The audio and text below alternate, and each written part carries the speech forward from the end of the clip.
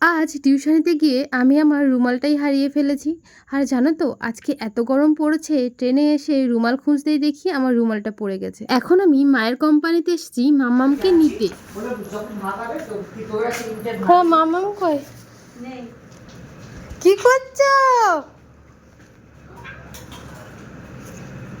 জানো তো আমি তোকে প্রথমে দেখতেই পাইনি, কিন্তু ও আমার গলা শোনা মাত্রই ছুটে বেরিয়ে এসছে।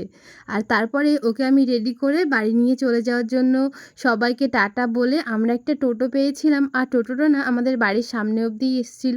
কষ্ট আজকে একটু কমই হয়েছে।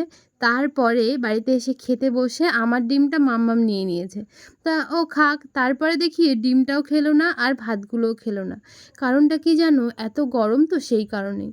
আর তারপরে আমি আর কোনো ক্লিপ নেইনি। একেবারে সন্ধ্যাবেলায় মাম্মামের পড়া শেষে মাম্মাম যখন লেখালেখি করে সেই ভিডিওই তোমাদের সাথে দেখাচ্ছি। এখন আমি মাম্মামকে এই সিলেটটাই ইউজ করাই। আর জানো তো ওকে কোনো কিছু লেখা প্র্যাকটিস করাই না, শুধুমাত্র ঘিচিমিচি করতেই বলি আর ও সেটাই করে আর বারবার ডিলিটও করে দেয়। আর সন্ধ্যাবেলায় বানিয়েছিলাম এই ডিম পাউরুটিটা, খেতে বেশ ভালো হয়েছিল।